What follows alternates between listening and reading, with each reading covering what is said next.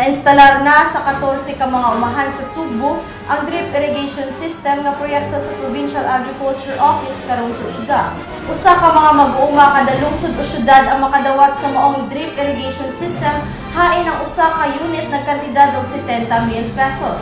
Ang mga lungsod sa Uslob, Asturias, Sambuan, Dumanhog, Puro, Tabuelan, Borbon, Sibunga, Liluan, Argao, Hinatilan, Alcoy ug mga syudad sa Naga ug Karkar ang mga nakadawat sa maong irrigation. Sa mga nakadawat nga mag-uuma si Domiciano Binigay, lumad nga taga-barangay Tumalog, Uslob, hain ang drip irrigation nakahatag sa iyang pagpanguma og maayong ani uban sa mas maayong pagpanrabaho. Ako si Domiciano Binigay, taga Tumalog, Uslob, Cebu.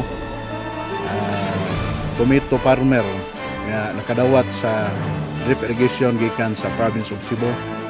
Ito, Provincial Agriculture Office. Ayun, salamat ko sa mga mihatag sa maong proyekto ug usas ako natagaan aning maong proyekto nga nakatabang og dako sa amoang farm. Provincial Agriculturist Dr. Roldan Sarahena nagkanayon nga sa sunod tuig 15 ka mga umahan ang giplanuhan og butangan og drip irrigation system. Samtang gipirmahan ni Gobernador Gigi Davide o Vice Gobernador Agnes Magpale kauban sa mga talagpuan sa Manila Water Company o Manila Water Philippines Ventures Incorporated ang usa ka kasabutan alang sa Cebu Bulk Water Supply Project. Ang kasabutan nagtugot sa maong mga ahensya nga mopahigayon ang pagtuon sa lalawigan sa Subo pagpalambo og usa ka sistema nga makadugang sa paghatag og dako nga supply sa tubig sa probinsya. Si Virgilio Rivera, Chief Executive Officer sa Manila Water Company Incorporated, nag-ingon yung tigtambayayon sila sa mga eksperto gikan sa University of San Carlos alang sa Cebu Bulk Water Supply Project kung dili na gayud mo gasto pa ang probinsya para sa maong pagtuon.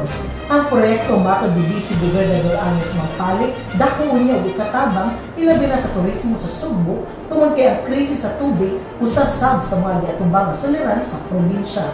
Dugang sa Vice Gobernador, mahimo niyang i-appeal sa feasibility study ang 8 ka mga busay nga naa sa habagatang bahin sa lalawigan. Ang feasibility study gilauman nga mahuman karong Hulyo dito iga. Samtang migahinsab ang Kapitolyo og 7 milyones pesos alang sa pagpalapad sa water system sa lungsod sa Tudela karong tuiga. 5 ka mga barangay nga mao ang Calmante, Northern Poblacion, Southern Poblacion, General ug MacArthur ang nakadawat sa maong proyekto. Matod ni kanhi Vice Mayor Raymond Sulante, ang Kapitolyo nakagasto na sa 3 milyones pesos alang sa pagbuhat og spring box niadtong 2014 nga nahimutang sa tugdanan sa tubig sa barangay MacArthur. Uban sa pag-instalar sa water system, si Russell Martinez, Officer in Charge sa Municipal General Services Office, nagkanayon nga sa sunod ting ulaw, mas sayo na lang ang pagdumala sa supply sa tubig. Kini si Renner Paigsayon alang sa Subo mga uswado.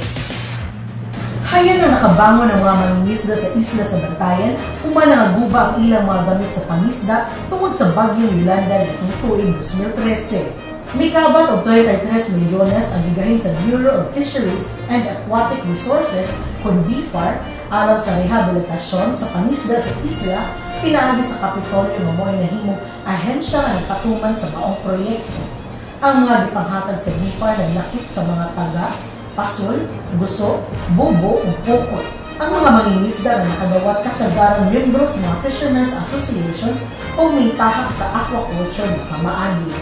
Hinoon, dili patunay na nakabawi ang mga seaweed farmers sa isla sa Doong o sa mga isla sa Bantayan tungod sa epekto sa sobra kainit o El Niño. Yolanda, ang among asosasyon ka buwag kay hurot-hurot mga among mga isda. Pila to ka buwan niabot naghatag og pinabang ang gobyerno bahin na ng mga floating kids karon nga naa diha og isda. Ya akong giawag tong mga membro kay ang gusto lagi nila nga ang sa matag ubra nila naa sila madawat layon kay panginabuhian bilang ako sila pasabot nga dili man na pwede nga usa ka buwan lang kun man naa taday madawat hindi di atong iya palambuon mga isda pa nagkuon, usa pa nato makita nga itong kahago.